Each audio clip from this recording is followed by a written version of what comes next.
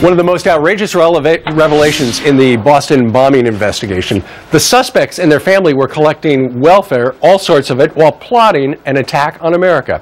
And just the other day, Massachusetts Governor Deval Patrick accidentally revealed not only were they collecting federal benefits, they were collecting state welfare as well. Howie Carr is a friend of this program, a radio talk show host in Boston. He joins us live from there. Howie, good morning to you. Good morning, Steve. I know you started this last week in your column. You filed a Freedom of Information Act. You wanted to know how much of the public dole this family has wound up with. What do we know so far? Well, the governor, under duress from the legislature, finally turned over 500 pages of documents Monday outlining what they were on the state welfare rolls. We were told by legislators who had briefly looked at the documents Monday night that there's at least $100,000 that they've received, but we know that's a lowball figure because if you do the math, they were probably collecting at least $100,000 at the very least in Section 8 housing subsidies in Cambridge. They lived in one of the most expensive communities in the Bay State or anywhere. They were also, we found out yesterday, they're putting it out in little bits and pieces here now, Steve, so they think we don't have an adding machine. They were also on Mass Health. We found that out yesterday. That's the Medicaid program in the state.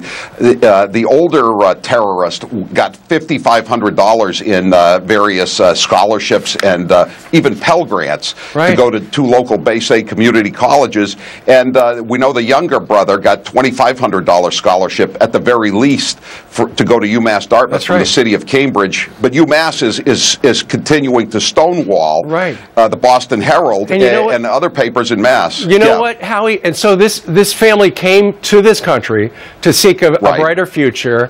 Of course, they all turned against us, but nonetheless, we invested over $100,000 in that family. And how do those brothers repay us? By trying to kill as many of us as they possibly can. Well, Steve, it's worse than that. To get into the country and become immediately eligible for welfare, they had to seek political asylum. They came in as political refugees. That makes you eligible for welfare immediately.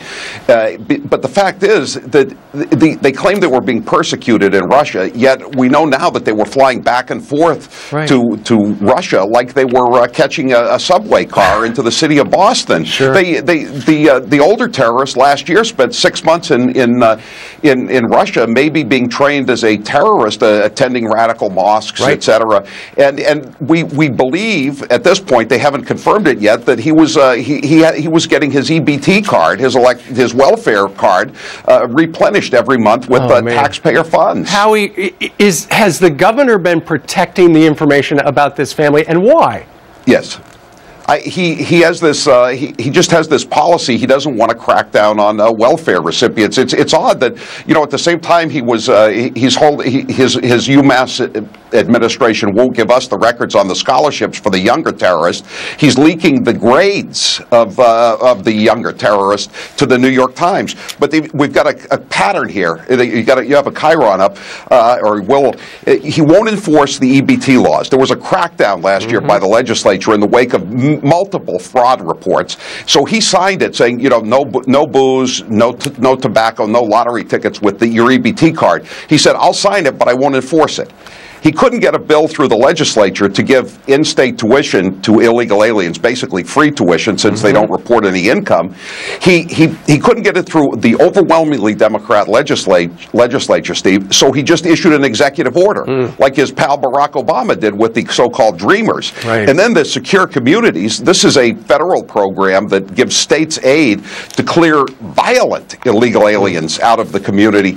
He refused to take part in Secure Communities until the feds finally said, you've reached the deadline. You're going to lose federal assistance now unless you join this program. He just has no interest in clearing these people out of our state. Well, eventually, Howie, I think we're going to find out exactly how much that family got, and I got a feeling it's going to be a very big number. Howie Carr joining us today from Boston. Sir, thank you very much. Thanks, Steve.